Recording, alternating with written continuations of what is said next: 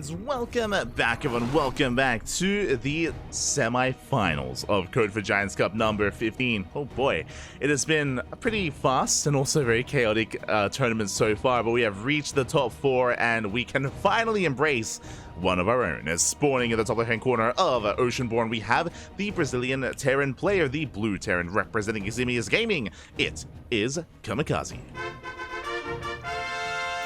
And spawning in the bottom right-hand corner, we have the red Zerg player representing the CranKy Ducklings. What does he stand for? He stands for Endurance, Righteousness, Intellect, and Kangaroo.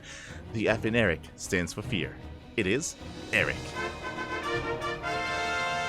Let's go. And if you're in the chat, predictions are open. Place your bets on who you think will take the series.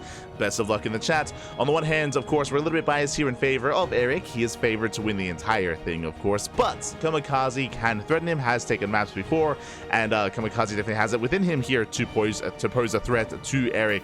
As much as I want to be confident in Erik, I was also confident in Master. I was very confident in Master as well, and Master went down to Allison in the upper quarterfinals, so anything is possible.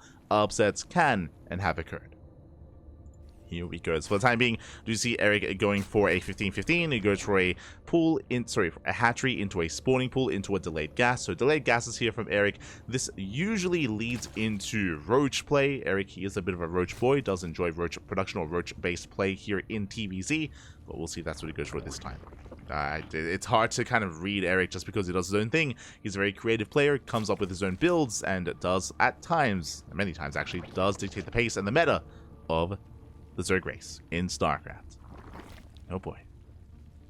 Here we go. As the gas is now being taken, do you have Kamikaze opening up with a Rax into Factory? Okay, this is an oddity here. Usually a standard build would be Rax into Expand, but we have a very delayed expansion. Faster Factory. This can lead into a one-base Hellbat push. Basically, one-base Hellbat all in. That is what I'm leaning towards here, but it's going to be delayed CC on the high ground. Very late CC for Kamikaze, and he's going to try to be hyper-aggressive early on with Hellions. Okay, so it's not Hellbats. It is going to be a Hellion push early on, much earlier than can be usually anticipated.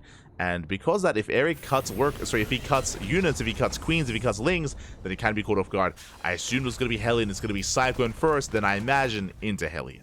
Oh boy. So a very early Cyclone production. Erik does confirm he gets eyes on the factory, the fact that it's already producing units. Erik knows that he's going to be in danger. Ling speed is on the way. He does stay in gas. Important to take note here, he does stay in gas, is prioritizing gas income.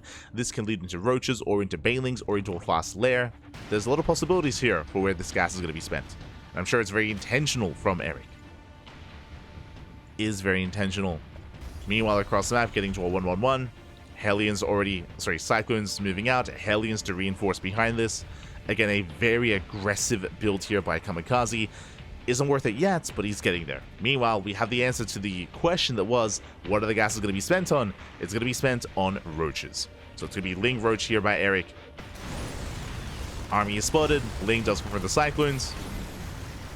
And the Hellions and the lack of CC. Erik might just believe this is a one-base all-in. He did not see the command center floating over, so Erik is in the dark as to whether or not Kamikaze is even expanding. And back at home, he should be focusing and prioritizing roaches. Should be. Meanwhile, 1-1-1 into Banshee. Very interesting. So it's going to be Cloak Banshees. Erik, he does come in with the Overlord Scout. Does skirt around the edge. We'll get eyes on the add-on swap, and we'll get eyes on the Researching Tech Lab. Does confirm Banshee. He knows. He now knows the Banshees are on the way. Likewise, he sees the add-on swap, which should be into Bio. Stim is revealed to the Overlord. Stim is revealed. Interesting. Yep, second Rax. It's Bio play. It's going to be Bio. I'm a little bit shocked, though, that Kamikaze, he isn't moving. He isn't moving out. He's staying here back at home. Fortifying himself here at the natural. Or building up at the natural base, I should say. And Kamikaze, he does move out. But only with harassing units. So it looks like, I assumed that the build of choice for Kamikaze was really aggressive, but it looks like he's actually using this to defend. This does, to me, look like Kamikaze was blindly trying to counter a roach rush, but there was none. It was just a standard build, which means Erik is getting far ahead. Erik, he is getting further and further ahead here because Kamikaze has put himself behind. At this point, I'm convinced that I think Kamikaze just assumed it was going to be an early pool and an early Roach Warren, and it wasn't. So Kamikaze gambled, does fall behind because of it. Banshees get across the map, 2 drone kills so far. But he does get 2 workers.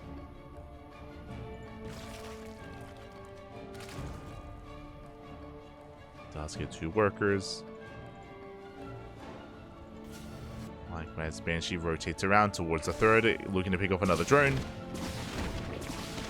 Going for the gas instead. A little nibble away. Rest of the queens do respond. That's a kill, not a cancel on the gas, guys. Are not bad. And yeah, Kamikaze is now settling into bio play, but again, it's still just very delayed. It does cancel the 4th. I mean, this is still good damage. It's good. Behind this, Erik, he's building up more roaches, getting into Hydra production. Hydra Den's on the way, plus on range as well, so it's going to be Roach Hydra out of Erik. Very old school composition here from Erik.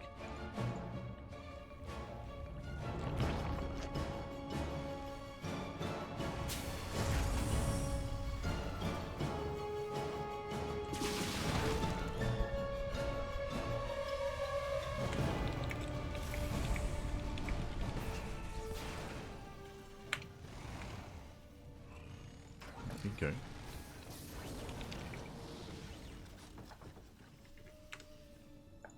So now Kamikaze, he is getting ready for his eventual move out. There is a 3rd CC on the way, so this is not a 2-base all-in.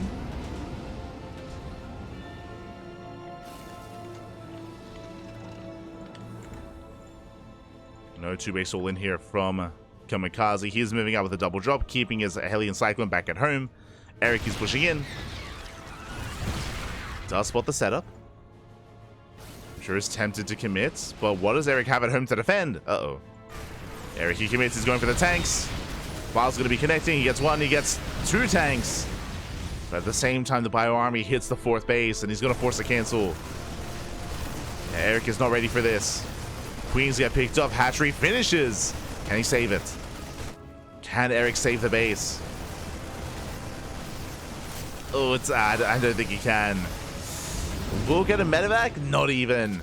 Drops, they barely get away. Just barely they do escape. Erik loses his expansion. Taking a massive loss. Does catch one of the medevacs. Both even. Oh my god. Very nicely done here, Erik. He shuts down both of them. Oh my god.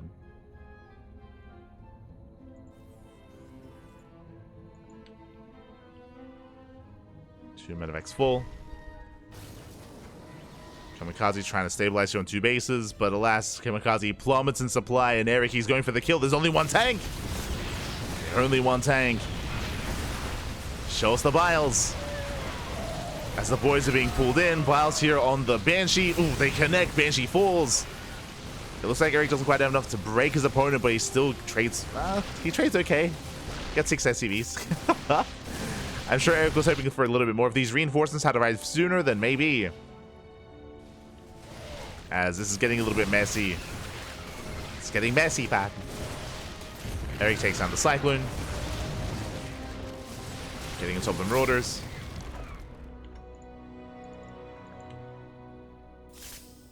Does attempt to chase them down. Heavily overstimmed, by the way. Jesus. And as the dust settles, where exactly are we? So Kamikaze, he's almost at the 2-base saturation. Erik, he's just now rebuilding his 4th. It's just now getting back up and running. He's on 61 drones. Low drone count here for Erik, but the tech is there. He's got a hive. He's got lurker upgrades already on the way. He's teching into Lunker already. And the Lings, they bypass the initial setup. They try to. Erik gets punished. Bleeds out a lot of units. Kamikaze, he's holding. Throwing down a wall of bunkers. He is holding on.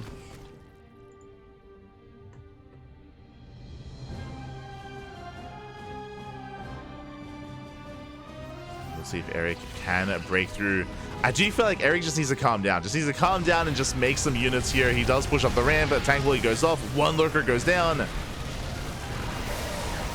The lurker range is done. Oh my god, and they annihilate the Bio Army. Another lurker falls down to 3. 3 lurkers left. Pushing up the ramp. tanks is trying to reposition. I mean, he's pushing into 4 tanks. And Kamikaze should hold. Yeah, he should hold on. Does get 2 more lurkers. 1 lurker remaining. Reinforcements they have arrived. They get on top of the tank. Just barely. They get the tank. The army rotates. Gets on top of the 3rd base. Again, Erik just causing a little chaos with the bare minimum. He does get in. Denies mining at the 3rd. Kills the bunkers. 1 gets salvaged. Erik backs off. And again, Erik, we just need to calm down. He keeps trying to kill Kamikaze. It's like, mate, just take a breather. Erik, he joined up to 70. Honestly, at this point, he can join up to 80. He can join up to 80, make a handful of lurkers, and get into like Ling and a Hydra lurker, right? He'd be okay. But he is not droning. He's not droning. He is getting an expansion, but he's focusing on Ling, Roach, Hydra production. Still just trying to kill his opponent. There we go. Now makes a wave of drones. He's calming things down at least a little bit. Un poquito, papi, un poquito. He's calming things down.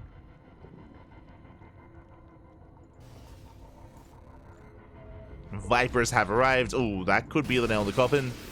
There's no ghosts. There's no ghosts. There's no Vikings. There's no real solution here to the problem that is the Viper. Assuming that Erik doesn't run into these Marines. As that is a line of 5 tanks. You need those blinding clouds. Erik pushing forward. Tank volley's going up. And the blinding clouds actually going for yoinks instead. Ooh. Does get 3 tanks, but he loses almost every single roach. Oh my god, the lurkers, they hold their own. They annihilate that Marine army. Yoinking another tank. He's got the yoinks. I mean, efficient pickoffs here, it did cost Erik a lot of roaches, but he's done with roaches. It should be Ling Hydra from here on forward. Should be Ling Hydra. Doesn't have Adrenal. He is lacking some melee, lacking any kind of melee upgrade, actually. no melee upgrades. 46 lings on the, that's a lot of lings, baby. 46 lings. And with these ling reinforcements, even without their melee upgrades, I do feel like Erik should have enough to break this. We'll see though. We shall see. As Erik, he's now to 80 workers, and he's now got an economy to work with.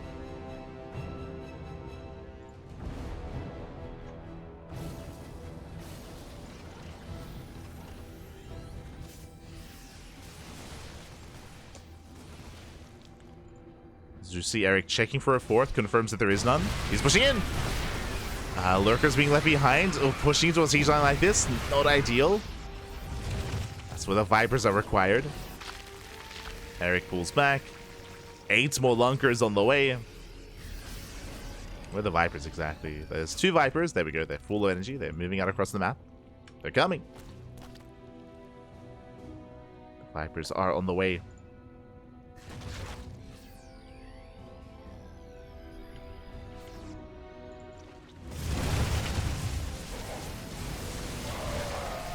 Massive spine shots going off. You get a yoink on one of the tanks, another yoink, getting 2 more tanks. Getting even 3 more. Jesus. 4 in total. 3 tanks left. Very nice pickoffs here from Erik. Bringing down 1 tank at a time. And now he has to commit. He does commit in. Lings, they get on top of the tanks as well. Forcing some friendly fire, but it looks like Kamikaze is going to have enough. Good fungal, though. The chain fungals. But the Bio Army gets some lurkers. A couple too many lurkers too far behind. Kamikaze, he's holding on, but GG gets called. Nidustorm just finished in the main. And Erik takes game number 1. GG. Erik does take a lead in the series. And that was a really odd game as well. Remember, Kamikaze started it off with a Rax into a factory into Cyclone Hellion, and he did not move out with it. He stayed at home. Again, it did feel like, I believe that Kamikaze, his opener in this game, was to blind counter a Roach Rush, which Erik has done in the past, but didn't do this time. You know, Erik, he just went for a 15-15, went for something more standard, and because of that, Kamikaze fell behind early on, was playing overly safe, overly cautious. It does feel like Erik did win out in the mind games. did come out on top there in the mind games. And with that, Erik does take game 1. And now we're getting ready for game number 2. It's going to be on site Delta. Getting into site Delta here.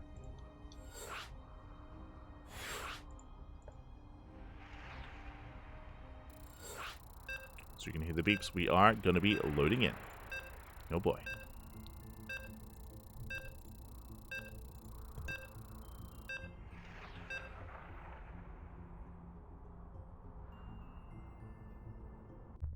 So I was just checking.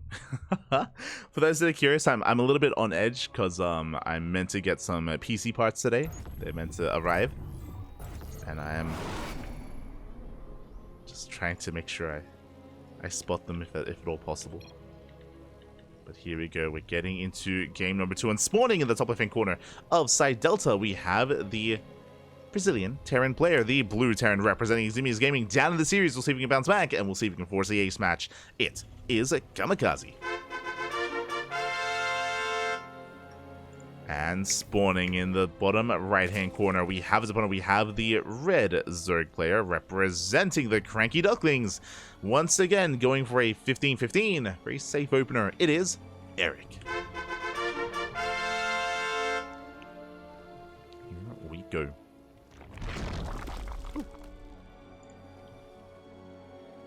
Do have our initial opener here. 15 hatchery into a 15 spawning pool from the side of Erik. Meanwhile, Kamikaze across the map is going for what should be a Rax expand. Especially on side Delta, this should be an economic opener. We'll see if Kamikaze once again delays his expansion for a factory. I hope that is not the case. I do think that it is unnecessary, especially because we're loading into one of the larger maps in the map pool. Rush distance by ground is quite long, and you're also very defendable on 2 bases as well with the ramp coming into the natural. So I do think that we can just, you know, calm things down, get into our natural, get into our expansion, get into a longer macro game setup, more economic start. I would hope that's the case. There we go. As the SCV moves down to low ground, and Kamikaze should be expanding. Ooh, okay.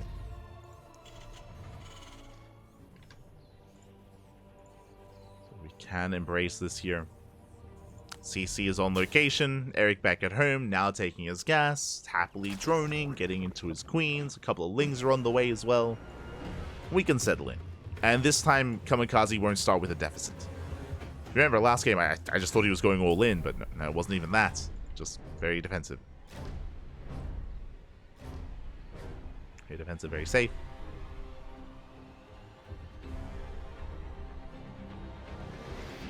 Likewise, Erik does skirt around the right-hand side. His goal here is to try to get across the map and maybe pick off an SCV or 2. Likewise, Reaper has arrived. Oh, the surround! Oh my god! Insane. Erik with the surround. I don't like this. The smiley face. Ah. Oh no. Not like this. Oh no. As things get cleaned up.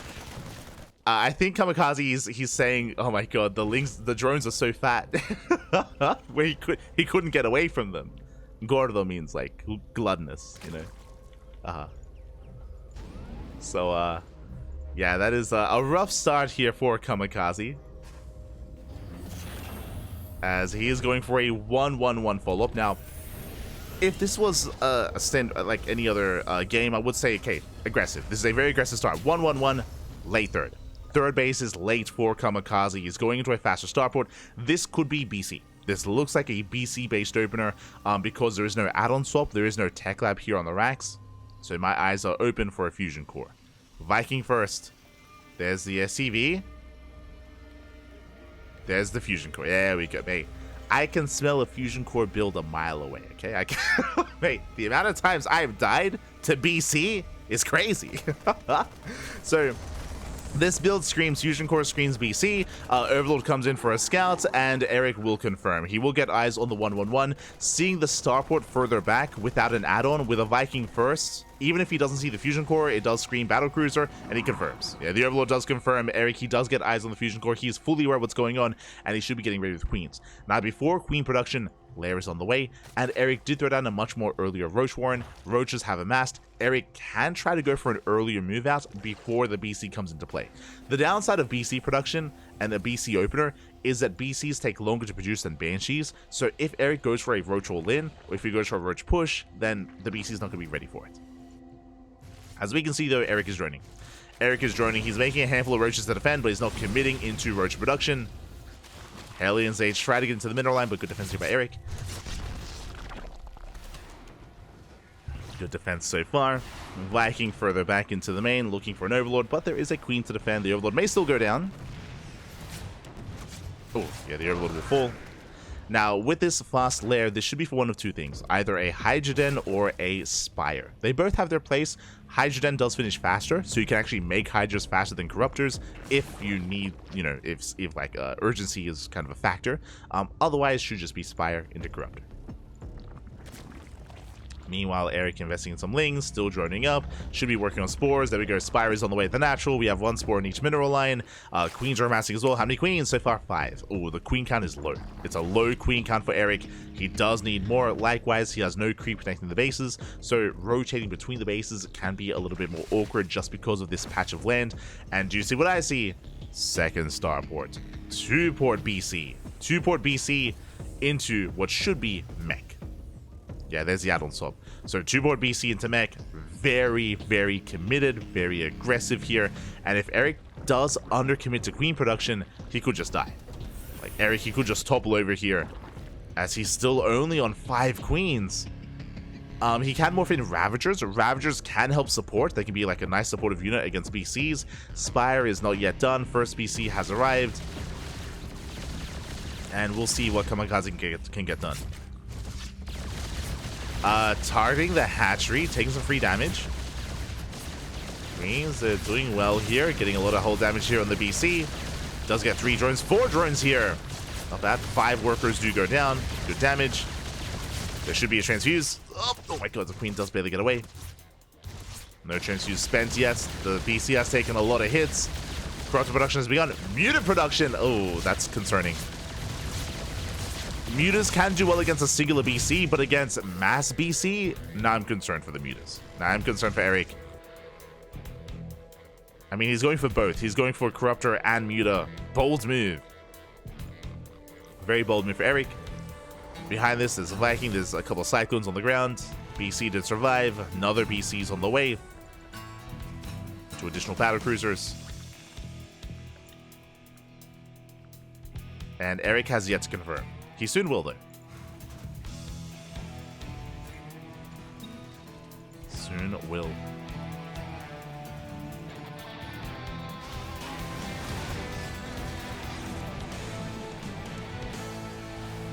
So Erik, he does catch the Viking. Yamato's going to be going up. Ooh, gets a Corruptor. Hellions here towards the third base. The Roach Ravager's in position. And Erik does catch him. Does shut down the Hellions. Oh, the Hellions were left idle. A bit of miscontrol there by Kamikaze. The Hellions, they get thrown away. Hellions are cleaned up. Additional BCs. We do see that now that Erik has seen additional battle cruisers, he's making more Corruptors, which is a good call. Again, the Mutas are not ideal here. It was a bit of a misstep to invest so heavily, but he can still make them pay for themselves. Roach Ravager towards the third. The tank is on siege. And massive pick off here. The tank is going to go down. The tank, the Widow Mines, BC's at position. The Mutas ahead for the natural. They don't find much damage, but they do rotate around. As Roach Ravager denies the third. Vials, they connect with the battle cruisers. Erik gets the hell out of there. SCVs get saved. That was still good damage for the Zerg. He forces back the BCs as he's building up more Corruptor. There's 5 Mutas left. I think 2 of them went down. And 2 of them did fall.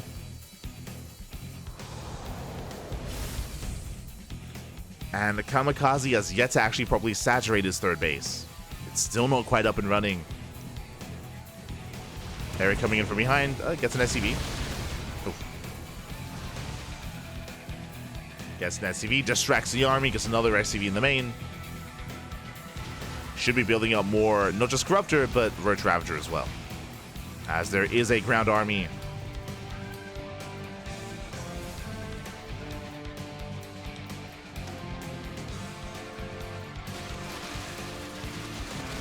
Here we go. Erik, he's pushing, he's knocking down those rocks. His goal here is to just go straight for the kill, straight for the third.